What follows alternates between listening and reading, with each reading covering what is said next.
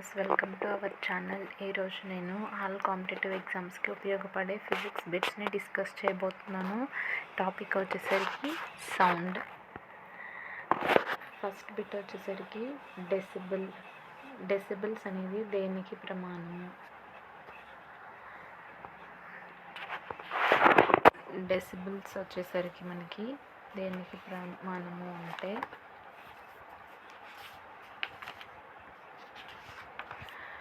Answer వచ్చేసి the right answer is ధ్వని తీవ్రత. నెక్స్ట్, ఒక ధ్వని గాలి నుండి నీటిలోకి ప్రయాణిస్తే మారని రాశి ఏది?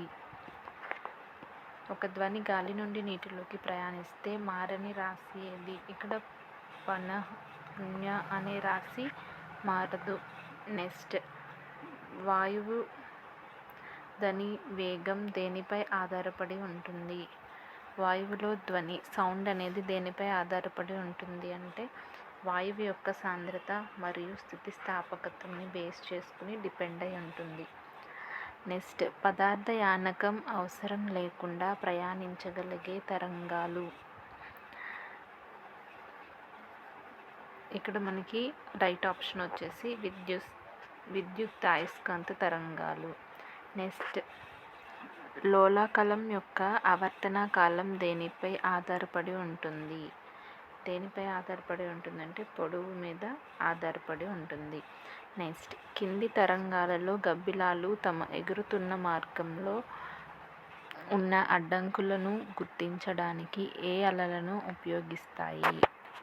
రైట్ ఆన్సర్ వచ్చేసి మనకి అల్ట్రాసోనిక్ తరంగాలను యూజ్ చేసి గబ్బిలాలు అనేది తన మార్గంలో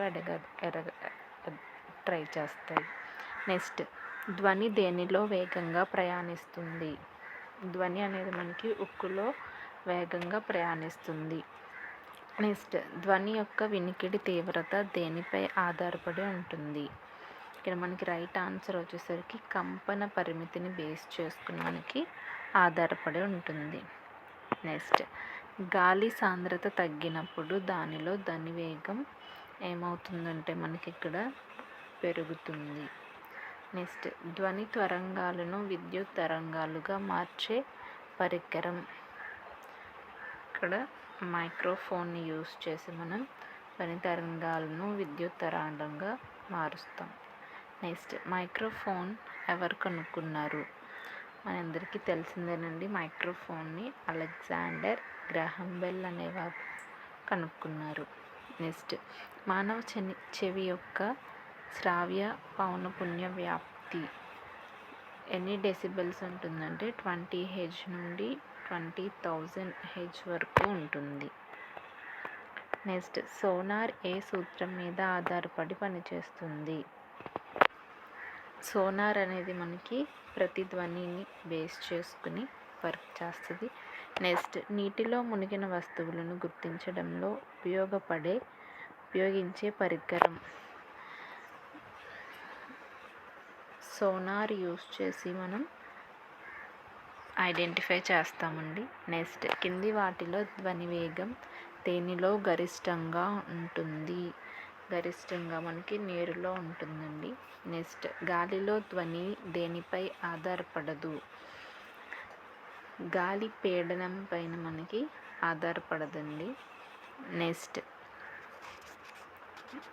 డాష్ హెచ్ కంటే తక్కువ పౌనఃపున్యాలు కలిగిన ధ్వని తరంగాలను పరసవ్య తరంగాలు అంటారు. ఇక్కడ మనకి 20 Hz కంటే కూడా ఇక్కడ డాష్ మిస్ అయిందండి. 20 Hz కంటే కూడా తక్కువగా ఉంటే దాన్ని పరసవ్య తరంగాలు అంటారు. నెక్స్ట్, ధ్వని యొక్క పీచ్ దేనిపై ఆధారపడి ఉంటుంది అంటే వ్యాప్తి మీద ఆధారపడి ఉంటుందండి. నెక్స్ట్, రేడియో తరంగాలను ఎవరు కనుగొన్నారు? గుగ్లియెల్మో మార్కోని ఇంట్రడ్యూస్ చేశారు. నెక్స్ట్, కింది వాటిలో ఏది విద్యుదయస్కాంత తరంగాలు కాదు? మనకి అతిధ్వనులు వచ్చేసరికి మనకి విద్యుదయస్కాంత తరంగాలు కాదు. ఈ బిట్స్ అనేవి మోస్ట్ ఇంపార్టెంట్ బిట్స్ అండి. 2024లో మనకి ఆల్ కాంపిటేటివ్ ఎగ్జామ్స్లో ఉపయోగపడతాయి. So please like and subscribe my channel. Thank you for watching.